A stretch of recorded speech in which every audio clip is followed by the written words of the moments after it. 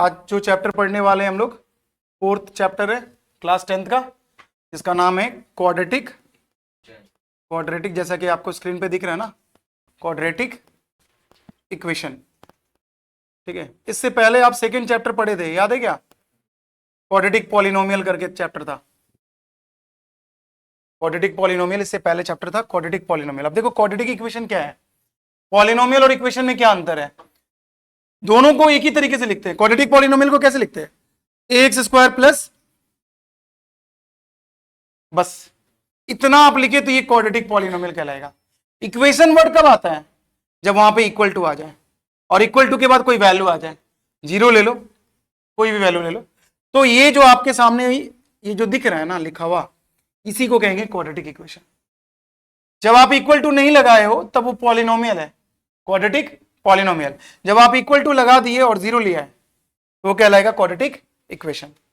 ठीक है, अब इसमें कुछ पॉइंट्स ध्यान रखना है कि क्वाड्रेटिक इक्वेशन में पहला पॉइंट तो आपको ध्यान रखना है कि ए कभी भी 0 नहीं होगा। सर क्यों? ए को अगर आप 0 कर दोगे, ए को अगर आप 0 ले लेते हो तो ये क्वाड्रेटिक नहीं रहेगा, लीनियर हो जाएगा। सर कैसे? देखो ए को ए 0 नहीं होता है किसमें? क्वाड्रेटिक में। लेकिन अगर आप ए को 0 लेते हो, ए को 0 रखो, ये पूरा टर्म गायब हो जाएगा ना।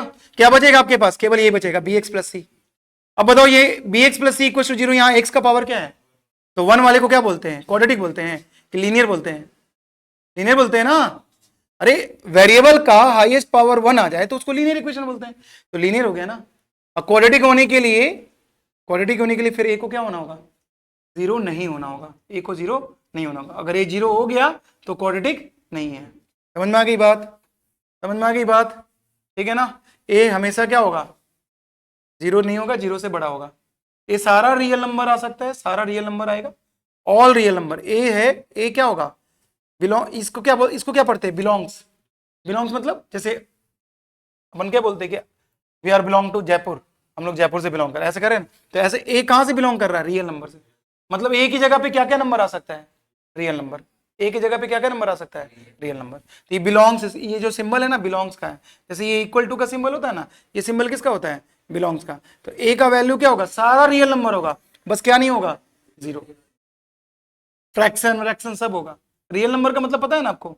√2 √3 सब आएगा, इरेशनल रेशनल सब आएगा, है ना। ठीक है, बी भी रियल नंबर होगा। बी में कोई बाउंडेशन नहीं है, बी 0 हो सकता है। बी के 0 होने से क्या फर्क पड़ेगा?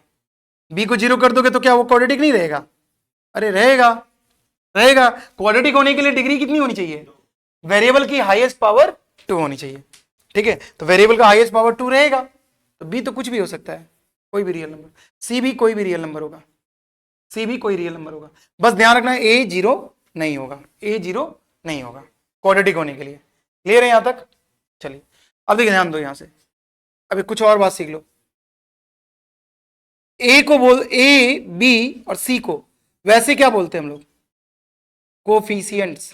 हिंदी वाले क्या बोलते हैं इसको? गुणांक। हिंदी वाले क्या बोलते हैं इसको? गुणांक। इंग्लिश वाले क्या बोलते हैं इसको? कोफिशिएंट। गुणांक, कोफिशिएंट का हिंदी होता है गुणांक। देखो इसको इससे समझ सकते हो आप। गुणांक, अंक जो गुना में है, किसके साथ? वेरिएबल के साथ। अरे वेरिएबल कौन है? एक्स। वेरिएबल कौन है? एक्स। तो एक्स के साथ अंक गुना में कौन है? ए। एक्स के साथ अंक गुना में कौन है? बी। एक्स स्क्वायर के साथ गुना में ए है, एक्स के साथ गुना में कौन है? बी। तो ए को क्या बोलेंगे? Coefficient of x square. Coefficient of, shortcut में कोफिशिएंट को कोई डबल एफ डॉट, शॉर्टकट में कोफिशिएंट को क्या लिखते हैं? कोई double F dot, coefficient of x square. Hindi वाले क्या बोलेगा? एक्स स्क्वायर का गुणांक। क्या बोलेगा हिंदी वाला? एक्स स्क्वायर का गुणांक। बी को क्या बोलेगा? Coefficient of x. इंग्लिश वाला जो बच्चा है, इंग्लिश मीडियम वाला, वो बोलेगा कोफिशिएंट ऑफ एक्स। हिंदी वाला क्या बोलेगा? एक्स का गुणांक। सर सी कैसे कोफिशिएंट है? सी भी कोफिशिएंट है, कैसे? तो सी के पास एक्स का पावर क्या है? 0। देखो ना, पावर डिक्रीज होता जा रहा है एक्स का। चेक करो, 2 1, और यहां एक्स का पावर क्या हो जाएगा? 0। तो सी भी कोफिशिएंट है, पर वहां एक्स का पावर क्या है? 0। और किसी भी चीज का पावर अगर 0 हो जाए तो वो 1 हो जाता है। तो यहां 1 है, इनटू में क्या है? 1। समझ में आ रहा है ना, समझ में आ गया क्या? तो इसलिए सी को केवल सी को हम लोग, क्योंकि इसके पास कोफिशिएंट तो है नहीं, कोफिशिएंट है नहीं, कोफिशिएंट का पावर क्या है, सॉरी कोफिशिएंट कह रहा हूं मैं, वेरिएबल नहीं है, सी के पास कोई वेरिएबल नहीं है, वेरिएबल का पावर यहां पे क्या है, 0 है, तो हम सी को सिंपली क्या बोलते हैं, कांस्टेंट टर्म। सी को क्या बोल देते हैं, कांस्टेंट टर्म। सी कांस्टेंट हो गया, फ्री फ्रॉम वेरिएबल, वेरिएबल से ये फ्री है, ठीक है। ये तो बेसिक इंफॉर्मेशन था जो मैंने आपको दिया क्वाड्रेटिक इक्वेशन के बारे में, और आगे पढ़ते हैं। तो यहां तक हम लोग क्या सीखे कि क्वाड्रेटिक इक्वेशन को लिखते कैसे हैं, क्वाड्रेटिक इक्वेशन को लिखते कैसे हैं, और वहां पे क्या जीरो नहीं होगा, ए जीरो नहीं होगा। क्वाड्रेटिक इक्वेशन को लिखते कैसे हैं, पढ़ के बताओ, A X square plus B X plus C equal to 0, जहां पे ऐसे लिख देना where A not equal to 0, A कभी भी 0 नहीं होगा, ठीक है ना। फिर अगर आपसे कोई पूछेगा ए बी सी क्या है, तो आप क्या बोलोगे, कोफिशिएंट, क्या बोलोगे, कोफिशिएंट्स है। कैसा होगा एबीसी, क्या होगा, एबीसी बिलोंग्स करेगा रियल नंबर को, एबीसी किसको बिलोंग करेगा, रियल नंबर को, समझ में आ गया ना। ए बी सी की जगह पे रियल नंबर आएगा, बस ए की जगह पे क्या नहीं आएगा, 0 नहीं आएगा, ठीक है। यहां तक क्लियर है, इंक डाला है ना, चलो देखो अब ध्यान दो, क्वाड्रेटिक इक्वेशन को ऐसे लिखते, ठीक है ना। अब आता है क्वाड्रेटिक इक्वेशन को लिखने का तरीका, उसके बाद आता है कि क्वाड्रेटिक इक्वेशन को, क्वाड्रेटिक इक्वेशन है ना, उसको जब सॉल्व, मतलब इसको सॉल्व कैसे कहते हैं, सॉल्विंग मेथड, क्वाड्रेटिक इक्वेशन को सॉल्व करने का मेथड, ठीक है ना। ये तो हो गया अपना क्वाड्रेटिक इक्वेशन लिखने का तरीका। इसको सॉल्व करने का मेथड, सॉल्व करना का मतलब क्या होता है, एक्स का वैल्यू, एक्स की वैल्यू फाइंड करना, एक्स की वैल्यू फाइंड करना। तो कितनी वैल्यू आएगी, एक्स की कितनी वैल्यू आएगी, एक्स की एटमोस्ट मतलब अधिक से अधिक 2 आएगी। एटमोस्ट का मतलब होता है अधिक से अधिक कितना आएगी, 2 क्यों आएगी, क्योंकि देखो 2 पावर है, ठीक है ना। इसकी 2 वैल्यू आएगी, एटमोस्ट 2 से ज्यादा नहीं आएगा। 1 भी आ सकता है और 0 भी आ सकता है, मतलब कोई भी वैल्यू नहीं आ सकता, या तो आएगा तो कितना आएगा, 2 से ज्यादा नहीं आएगा, पावर 2 है इसका। तो सॉल्विंग मेथड हम लोग सीखेंगे। सॉल्व करने का मतलब क्या, सॉल्व करना, एक्स को सॉल्व करना। तो सॉल्विंग कितना मेथड है, इसके सॉल्व करने का कितना मेथड है, 2 मेथड है। एक है फैक्टराइजेशन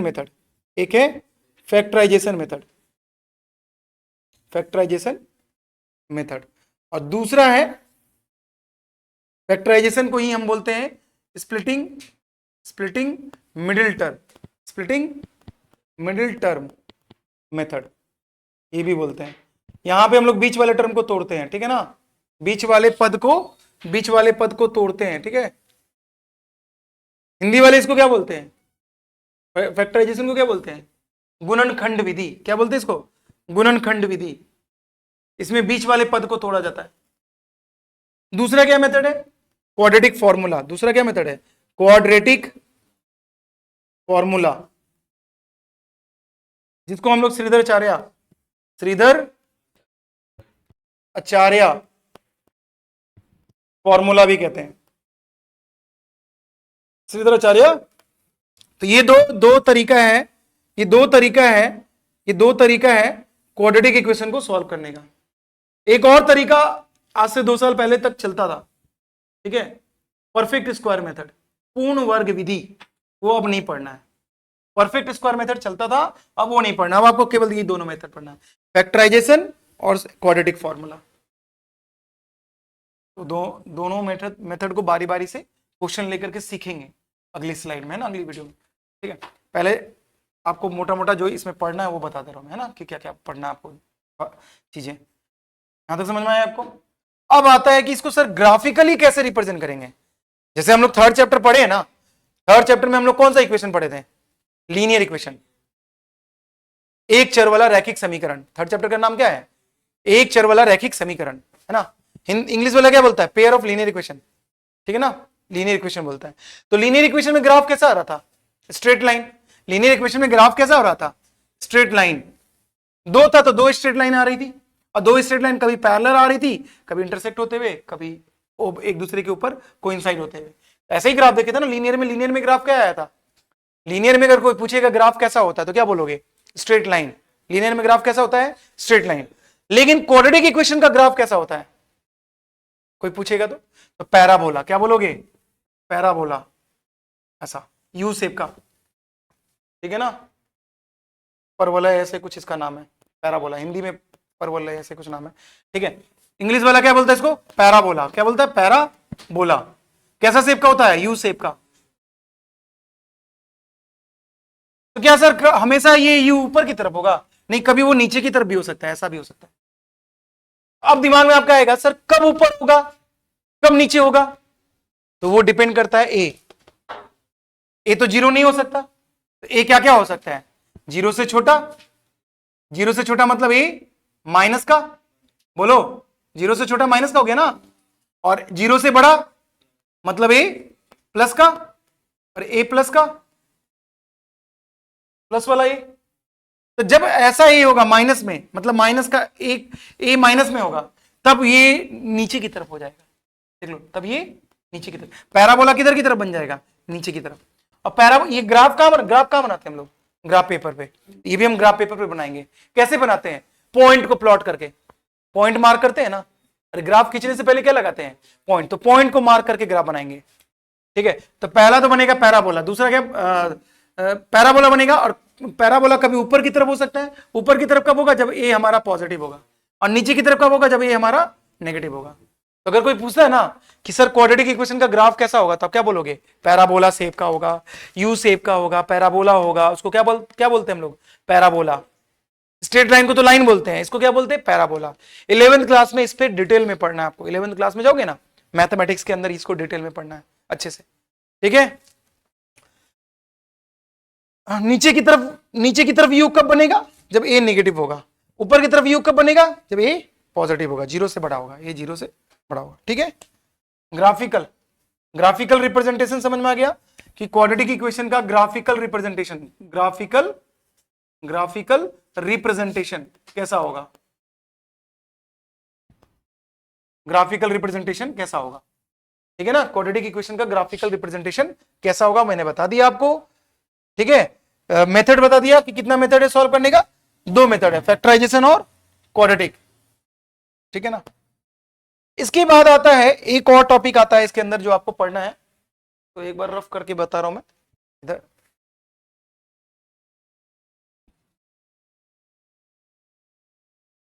यहां तक दिख जाएगा क्या? देखो तो यहां दिख रहा है क्या बोर्ड पे?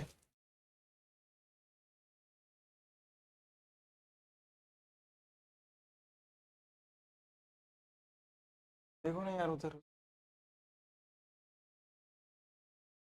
देखो ध्यान दो। अब क्या सीखने वाले हैं? एक और टॉपिक आता है आपका नेचर ऑफ रूट करके आता है। Nature of roots. अब ये सर क्या है? रूट्स क्या है, ठीक है। रूट्स क्या है पहले ये तो समझो। तो जो हम फैक्टराइजेशन मेथड से क्वाड्रेटिक इक्वेशन को सॉल्व करेंगे, अरे क्वाड्रेटिक इक्वेशन को सॉल्व करने का कितना मेथड है? 2 मेथड है। तो सॉल्व करेंगे तो क्या वैल्यू निकलेगा? एक्स की वैल्यू निकलेगी ना। एक्स की वैल्यू कितनी निकलेगी? 2। तो इसी को हम लोग क्या बोलते हैं? एक्स की वैल्यू को ही क्या बोलते हैं? रूट्स बोलते हैं। क्या बोलते हैं? रूट्स। पॉलिनोमियल में क्या बोलते थे? पॉलिनोमियल में रूट्स को क्या बोलते थे? जीरोज। क्या बोलते थे? जीरोज। तो जीरोज बोल लो, रूट्स बोलो, एक ही बात है। हिंदी वाला क्या बोलता है? शून्यांक। और रूट्स को क्या बोलता है? मूल। रूट्स को क्या बोलता है? मूल। समझ में ना।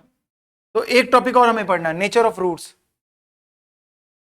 हिंदी वाला इसको क्या कौन सा विधि बोलता है? गुणनखंड विधि।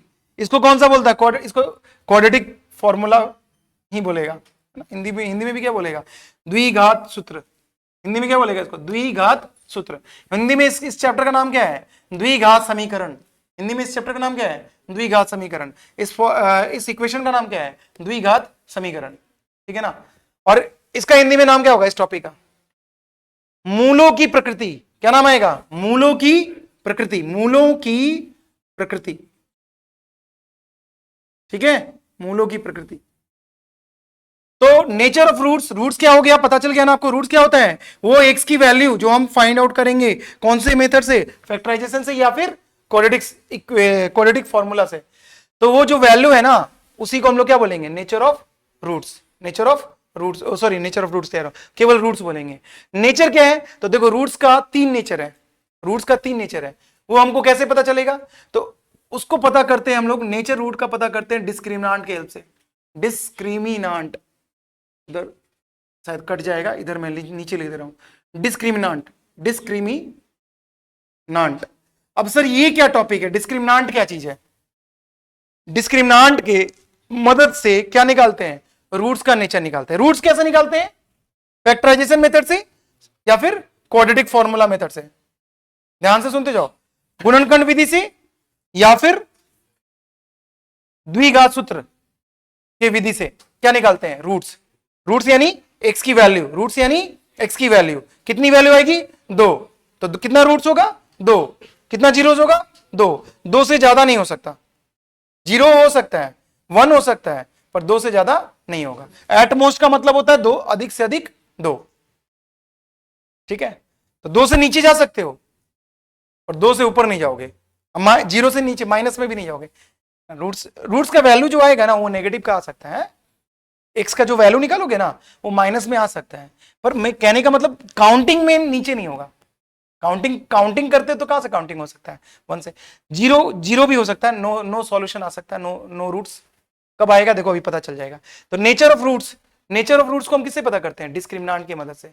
डिस्क्रिमिनांट क्या चीज है, डिस्क्रिमिनांट को शॉर्टकट में डी से दिखाते हैं, डी का वैल्यू होता है, फॉर्मूला होता है B square minus 4ac। D का फॉर्मूला क्या होता है, बी स्क्वायर माइनस 4ac। अब सर ये बी कहां से आया, ये देखो ये वाला बी, ये वाला बी है अपने क्वेश्चन में, जो क्वाड्रेटिक इक्वेशन है ना उसके अंदर जो बी है ना, एक्स का कोफिशिएंट, वो उसका स्क्वायर करना है, माइनस 4ac, तो ए कहां से आया, ए किसका कोफिशिएंट है, एक्स स्क्वायर का, और सी कांस्टेंट, तो फॉर्मूला डी का क्या हो गया, डिस्क्रिमिनांट का फॉर्मूला क्या हो गया, बी स्क्वायर माइनस 4ac। ये डिस्क्रिमिनांट का फॉर्मूला होता है। हिंदी वाले इसको क्या बोलते हैं, विभक्ति कर, हिंदी वाले क्या बोलते हैं इसको, विभक्ति, विभक्ति कर, देख लेना स्पेलिंग हिंदी में मेरे से मिस्टेक होता है ना, विभक्ति कर, हिंदी में क्या बोलते हैं इसको, विभक्ति कर, विभक्ति कर, ठीक है ना। इंग्लिश में क्या बोलते हैं इसको, डिस्क्रिमिनांट। हिंदी वाले अपनी स्पेलिंग देख लेना, हिंदी में स्पेलिंग मिस्टेक हो जाती है मेरे से ना, तो विभक्ति कर, इंग्लिश में क्या बोलते हैं इसको, डिस्क्रिमिनांट। और डी का फॉर्मूला क्या होगा, B square minus 4ac, D का फॉर्मूला क्या होगा, हाँ, तो डिस्क्रिमिनांट का फॉर्मूला, इससे हम क्या पता करेंगे, रूट्स का नेचर। डिस्क्रिमिनांट का फॉर्मूला हो गया बी स्क्वायर माइनस 4ac, इससे क्या पता चलेगा, रूट का नेचर। अब रूट का नेचर कैसे पता चलेगा, देखो बहुत सिंपल है, बॉक्स बनाओ, ठीक है, इधर इस साइड में हम लोग नेचर ऑफ रूट्स बताएंगे, क्या बताएंगे, नेचर ऑफ रूट्स।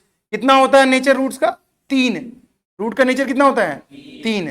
इधर हम लिखेंगे डी, डी, डी। अब देखो डी क्या क्या आ सकता है, इस फॉर्मूले से जब आप कैलकुलेशन करोगे ना, तो डी 0 से बड़ा हो सकता है, डी 0 से छोटा हो सकता है, डी 0 के बराबर हो सकता है। जब आप सॉल्यूशन करोगे तो डी का जो वैल्यू है वो 0 से बड़ा आएगा, 0 से छोटा आएगा और 0 के बराबर आएगा। अभी हम लोग क्वेश्चन करेंगे इसके ऊपर। तो डी कितने प्रकार का आएगा, 3 प्रकार का, 0 से बड़ा, 0 से छोटा, 0 के बराबर। जब आप वैल्यू रखोगे ना बी का, ए का, सी का, कैलकुलेशन करोगे ना डी, तो डी 0 से बड़ा भी आएगा, छोटा भी आएगा, बराबर भी आएगा। लेकिन जब डी 0 से बड़ा आएगा तो उस समय रूट्स का नेचर कैसा होगा, उस समय रूट्स का नेचर कैसा होगा सर, तो उस समय रूट्स का नेचर होगा डिफरेंट। डिफरेंट मतलब, डी मतलब विभक्ति कर, हिंदी वाले क्या बोलेंगे, विभक्ति, विभक्ति कर का वैल्यू 0 से बड़ा होगा, तो मूल, हिंदी में इसको क्या बोलोगे, मूल की प्रकृति। तो मूल की प्रकृति क्या होगी, वास्तविक व भिन्न। हिंदी में क्या बोलते हैं, वास्तविक भिन्न। इंग्लिश में क्या बोलेंगे, different and real, different and real, real and different, ऐसे भी लिख सकते हो, real and different, real and different. Real का मतलब रियल नंबर, रियल का मतलब रियल नंबर, अरे रियल नंबर, रियल का मतलब क्या होगा, रियल नंबर। रियल नंबर जानते हो, वो सारा रेशनल नंबर, इरेशनल नंबर को रियल नंबर बोलते हैं। जितना भी नंबर आज तक पढ़े हैं ना हम लोग, सब रियल नंबर है। तो डी जब 0 से बड़ा होगा तो रूट का नेचर कैसा होगा, real and different. Real and different का मतलब एक्स का जो वैल्यू होगा ना वो रियल होगा, और डिफरेंट मतलब अलग अलग आएगा। मतलब एक्स का मान लो एक्स का वैल्यू -2 आया तो दूसरा 1 आ जाएगा, सेम नहीं आएगा, या -2 आ गया तो दूसरा 2 आ जाएगा। तो माइनस का 2 अलग अलग हो गया ना, अलग अलग आएगा। चेक करेंगे, एक क्वेश्चन लेके करेंगे हम लोग, अभी करेंगे, ठीक है। जब d लेस देन 0 होगा तब नॉट रियल, तब नॉट रियल मतलब रूट आएगा ही नहीं, रूट आएगा ही नहीं। देखो रूट नहीं आया, बोला था ना, रूट नहीं या तो आएगा या तो नहीं आएगा, और आएगा तो कितना आएगा, 2 आएगा, मैक्सिमम 2 आएगा, और एक भी आ सकता है, इस वाले में एक आएगा, एक भी आ सकता है। उसी को हम लोग रिपीट कर देते हैं, जब डी 0 हो जाएगा ना तो एक्स का वैल्यू को रिपीट कर देते हैं, क्योंकि हमको 2 लिखना होता है ना, एक्स का कितना आंसर होगा 2, क्योंकि हाईएस्ट पावर कितना है 2, तो 2 आंसर होगा, तो उसी को रिपीट कर देते हैं, हालांकि एक ही आएगा पर उसी को रिपीट कर देंगे। देखो समझेंगे अभी, डी जब 0 के बराबर है तो कितना रूट्स आएगा, इसमें भी रियल होगा एंड इक्वल होगा, तो इक्वल रियल मतलब रियल एंड इक्वल का मतलब अगर एक -2 हुआ तो दूसरा भी -2 ही होगा, तो -2 एक ही है ना, एक ही है ना, उसको हम लोग रिपीट कर दिए, ठीक है। ये होगा d जब 0 से बड़ा होगा तो रूट का नेचर कैसा होगा, रियल एंड डिफरेंट। d जब 0 से बड़ा होगा तो कैसा होगा, रियल एंड डिफरेंट। हिंदी वाले क्या बोलेंगे, वास्तविक, वास्तविक और भिन्न, वास्तविक और भिन्न। यहां क्या होगा, अवास्तविक, अवास्तविक, अवास्तविक। यहां क्या आएगा, वास्तविक, वास्तविक व बराबर, हिंदी वाला बोलेगा इसको, ठीक है। पॉज करिए सर। अब इसको देखो समझ लेते हैं कि सर कैसे इसको निकालेंगे, इससे बहुत इंपॉर्टेंट है, आरबीएससी में ये 2 नंबर का क्वेश्चन आएगा इससे। अब देखो एक क्वेश्चन लेते हैं हम तुम्हारे सामने, x square minus x minus 2 equal to 0। पहले चेक करो क्या ये क्वाड्रेटिक इक्वेशन है, क्या ये क्वाड्रेटिक इक्वेशन है, सर डिग्री 2 है, पूरे इक्वेशन का डिग्री क्या है 2, तो ये क्वाड्रेटिक इक्वेशन है, ये क्वाड्रेटिक इक्वेशन है। अब ध्यान से देखिए ए क्या है, यहां पे ए क्या होता है, ए क्या होता है कोफिशिएंट ऑफ एक्स स्क्वायर, ए क्या होता है कोफिशिएंट ऑफ एक्स स्क्वायर, तो ए का वैल्यू 1, ए का वैल्यू क्या है 1।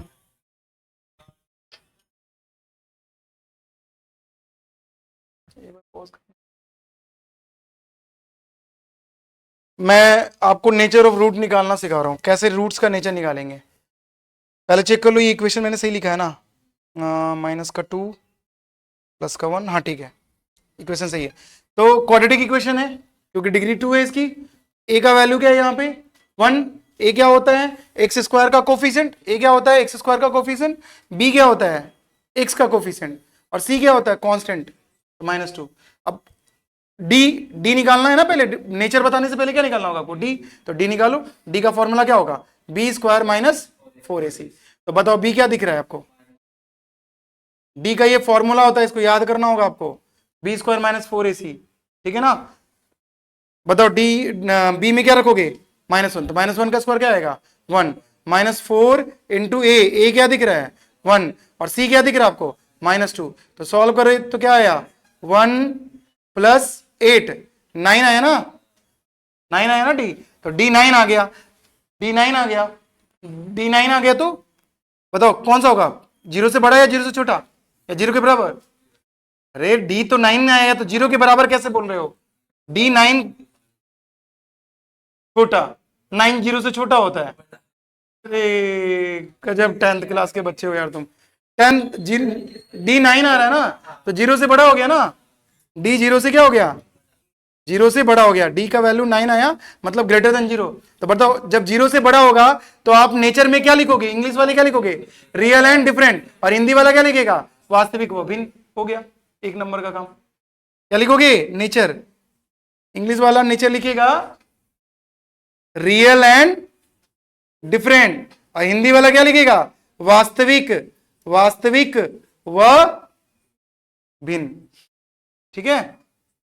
और अगर मान लो डी 0 से छोटा आता तो क्या लिखते नॉट रियल, हिंदी वाला अवास्तविक। अगर डी 0 के बराबर आ जाता, इसको सॉल्व करते 1 - 1 0, मान लो ये भी 1 आता, कैलकुलेशन करते तो 1 में से 1 गया 0, तो 0 के बराबर आता तो क्या लिखते रियल एंड, समझ में आई बात।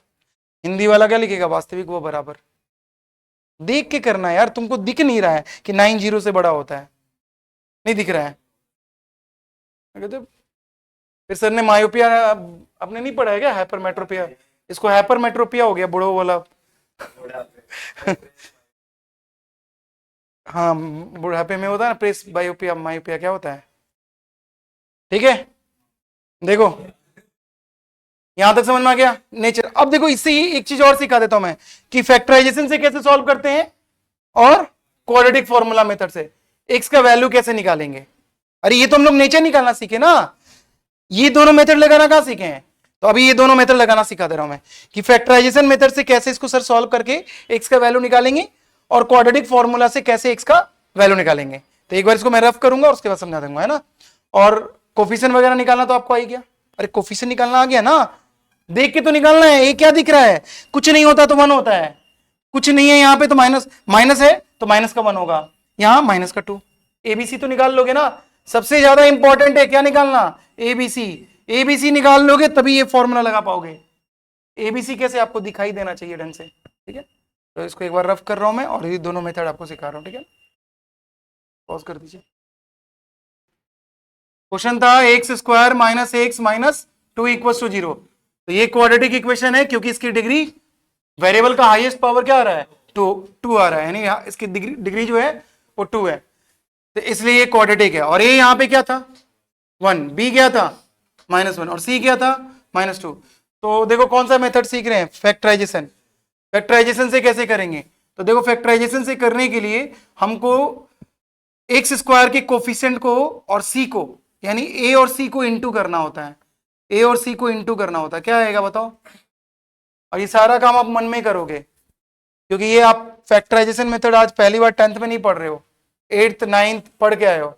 ये सारा काम आपको मन में करना होता है, ऐसा नहीं लिख के इसलिए मैं करवा रहा हूं अभी कि जिनको नहीं आ रहा होगा एक बार देख लेगा, सीख लेगा। ये आना चाहिए है ना, ये मेथड आज पहली बार 10th में नहीं आया है, 8 में भी आ चुका है, 9th में भी आ चुका है और 10th में वापस इसको आपको करना है।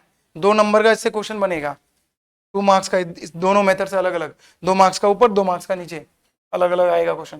तो देखिए पहले क्या करोगे, ए और सी का इंटू, तो ए और सी का इंटू करे तो क्या निकला -2। अब -2 में 2 नंबर ऐसा ढूंढना है इंटू करने पे तो -2 मिल जाए और जोड़ने घटाने पे क्या मिल जाए -1। जोड़ने घटाने पे बीच वाला आना चाहिए। अरे जोड़ने या घटाना दोनों काम एक साथ नहीं करना है, जोड़ना है या फिर घटा, तो जोड़ने से -1 आ जाए या फिर घटाने से -1 आ जाए। तो आपको पता जोड़ने से नहीं आएगा, माइनस करने से ही आएगा, ठीक है। तो माइनस करने से -1 आ जाए, ठीक है। तो आ जाओ देखते हैं, ऐसा 2 वैल्यू ढूंढो जिसका मल्टीप्लाई -2 आए। तो देखो अगर हम -2 ले ले और +1 ले ले, चेक करो गुणा करने पे -2 आ जाएगा, चेक करो ना, -2 गुणा 1 -2 आ जाएगा। और घटा के देखो, इनको घटाओ, -2 में से 1, अरे माइनस प्लस माइनस होगा ना, माइनस प्लस माइनस होगा ना, माइनस प्लस क्या होगा माइनस, तो 2 में से 1 गया तो माइनस का 1 आ गया ना। माइनस का 1 क्यों आएगा सर, बड़े नंबर पे माइनस है, आई बात समझ में। तो क्या टूट गया है -2 और 1, इस पे क्या लगा लोगे x और x। अब लिख दोगे इसको वापस, एक्स स्क्वायर यहां पे लिखोगे b की जगह पे -2x। सर b की जगह पे क्यों लिखेंगे, क्योंकि इस मेथड का नाम है स्प्लिटिंग मिडिल टर्म, तो हम मिडिल टर्म को तोड़ रहे हैं, तोड़ेंगे तो 2 पार्ट मिलेगा ना। 2 पार्ट हमें क्या मिला, माइनस का 2x और प्लस का 1x और माइनस का 2 इक्वल टू 0। यहां तक समझ में आएगा। पहले a और c का मल्टीप्लाई करना है, जो रिजल्ट आएगा उससे 2 पार्ट हमें सोचना है, और ऐसा 2 पार्ट सोचना है कि मल्टीप्लाई पे तो वही मिले, मल्टीप्लाई पे तो वही मिले और जोड़ने घटाने से बीच वाला मिले, जोड़ने घटाने से बीच वाला मिले। तो हमको कंफर्म हो जाएगा कि हाँ ये दोनों वैल्यू है, ये दोनों वैल्यू इसके साथ सेट हो रही है, हमें कंफर्म हो जाएगा। तो हम वहां पे क्या लगा देंगे x, और इस तरह से बीच में इसको लाके लिख देंगे, बीच में हटा करके इसको लिख देंगे, तो मिडिल टर्म 2 पार्ट में टूट जाएगा। हो गया ना स्प्लिटिंग मिडिल टर्म मेथड। अब बताओ अब क्या है, अब कुछ नहीं करना, अब देख के काम करना है, जो काम करना अब सोचना उचना कुछ नहीं है, यहां देखना है। देखो क्या कॉमन दिख रहा है इन दोनों में, अरे इन दोनों में, सब में नहीं, 2 में, 2 में क्या कॉमन दिख रहा है, इन दोनों में क्या कॉमन दिख रहा है x, और बचा क्या x -2। इधर क्या कॉमन दिख रहा है सर, कुछ नहीं तो 1, कुछ नहीं तो 1, तो 1 निकाल दो कॉमन, x -2 इक्वल टू 0। तो एक जगह x -2 और एक जगह x +1 इक्वल टू 0। तो x का आंसर क्या आ गया 2, x का आंसर क्या आ जाएगा -1। अरे इसको 0 के इक्वल करोगे तो 2 आ जाएगा, इसको 0 के इक्वल करोगे तो -1 आ जाएगा। इस तरह से x का आंसर आ गया आपका। x का आंसर आ गया 2 और x का आंसर आ गया -1। तो ये कौन सा मेथड था सर? इसी मेथड को बोलते हैं हम लोग, ऊपर में दिख जाएगा ना, यहां लिख दे रहा हूं मैं, देखो यहां दिख जाएगा, इधर इधर लिख दे रहा हूं मैंने, या फिर नीचे लिख दे रहा हूं। ये मेथड कौन सा था? फैक्टराइजेशन। फैक्टराइजेशन कौन सा मेथड है? Factorisation method. इस मेथड का नाम क्या है? फैक्टराइजेशन। क्या करना है? ए और सी का मल्टीप्लाई, जो रिजल्ट आएगा उसको सोचना है 2 नंबर, उस पे क्या सोचना है? 2 नंबर, ऐसा 2 नंबर उनका मल्टीप्लाई क्या दे? -2। उनका मल्टीप्लाई क्या दे? -2। तो आप सोचे -2 और 1, चेक कर लेना कि -2 और 1 का इंटू -2 आ रहा है, हाँ आ रहा है, ठीक है। आप बोलोगे सर 2 और -1 लेंगे तब भी -2 आ जाएगा, लेकिन जोड़ोगे घटाओगे तो -1 भी आना चाहिए। इनको घटाने से -1 नहीं आएगा, प्लस का 1 आएगा, तो फिर ये गलत हो गया ना, कहां माइनस जाएगा? यहां जाएगा। और एक चीज और, बीच में जो माइनस होता है ना, बीच में जो माइनस होता है वो बड़े नंबर का माइनस होता है। बीच में माइनस किसका होता है? बड़े वाले। तो बड़ा वाला 2 है ना, तो 2 पे माइनस लगेगा, यहां पे क्या लगेगा? प्लस। अब इन दोनों को सब्ट्रैक्ट करोगे तो -1 मिल जाएगा। फिर एक से एक चिपका देना और बीच में लिख देना, बीच में यहां, सॉरी यहां बीच में लिख देना। इससे क्या हो गया? स्प्लिट हो गया मिडिल टर्म। उसके बाद कॉमन निकाल देना, कॉमन निकालने से आपको ये 2 ब्रैकेट मिलेगा, दोनों ब्रैकेट को अलग अलग जीरो करोगे तो x का 2 वैल्यू मिल जाएगा। x की 2 वैल्यू मिल गई ना, x की 2 वैल्यू ही मिलेगी, मैंने कहा था 2 वैल्यू मिलेगी। ये क्या कहलाएगा? रूट्स। इसी को क्या बोलते हैं? रूट्स, या जीरोस भी बोलते हैं। इंग्लिश वाले जीरोस भी बोलते हैं और रूट्स भी बोलते हैं। जीरोस पॉलिनोमियल में सीखे थे, रूट्स कहां सीखे? कौन सा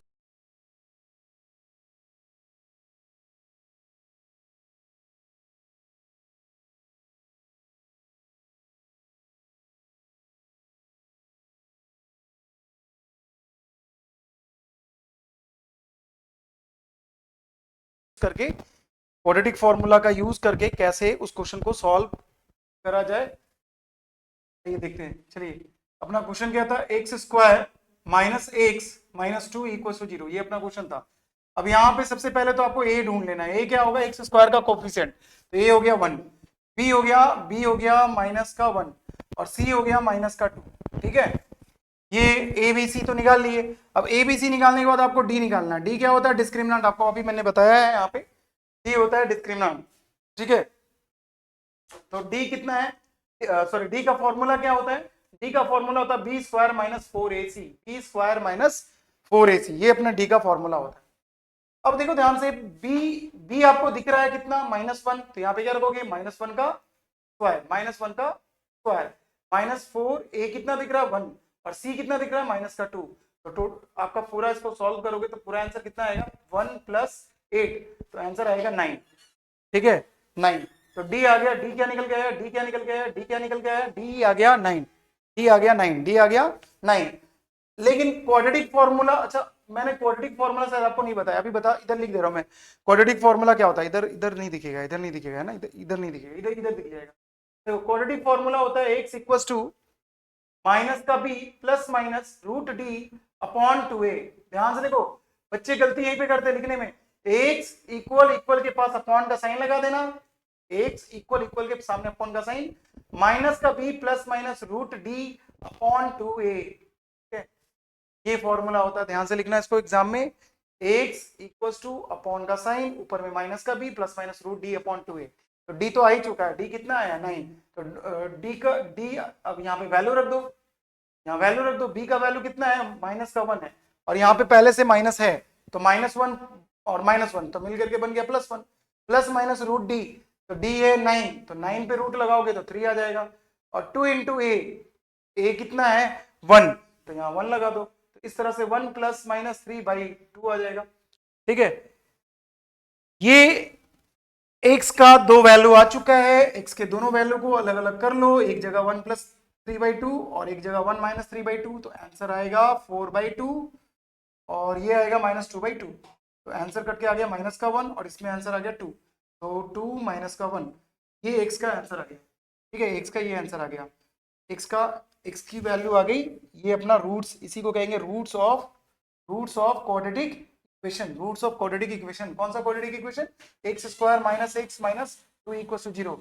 इस क्वाड्रेटिक इक्वेशन की ये रूट हो गई, इस क्वाड्रेटिक इक्वेशन की ये रूट हो गई, ठीक है। तो इस तरीके से हम श्रीधर आचार्य इस फॉर्मूला को हम लोग क्वाड्रेटिक क्वाड्रेटिक क्वाड्रेटिक फॉर्मूला भी बोलते हैं। इस फॉर्मूला को क्वाड्रेटिक फॉर्मूला बोलते हैं और इस फॉर्मूला को श्रीधर आचार्य फॉर्मूला भी बोलते हैं। श्रीधर आचार्य फॉर्मूला, श्रीधर आचार्य फॉर्मूला भी बोलते हैं इस फॉर्मूला को। ठीक है, हिंदी मीडियम वाला इसको क्या बोलता है? द्विघात सूत्र। द्विघात सूत्र हिंदी वाला क्या बोलता है इसको? द्विघात सूत्र। द्विघात सूत्र, ठीक है, द्विघात सूत्र। और इंग्लिश हिंदी में श्रीधर को श्रीधर, हिंदी में भी श्रीधर ही बोलेंगे, ठीक है, श्रीधर आचार्य सूत्र। तो ये अपना क्वाड्रेटिक फॉर्मूला है। इस फॉर्मूला से कैसे क्वाड्रेटिक इक्वेशन को सॉल्व करते हैं, बहुत इजी तरीका है, इस तरीके से सॉल्व करते हैं। ठीक है, अगले क्लास में हम लोग देखेंगे, अगली वीडियो में हम लोग क्या देखेंगे, अगले जो लेक्चर लेंगे आपका, उसमें हम लोग एक्सरसाइज 4.1 करेंगे। ठीक है, चलिए।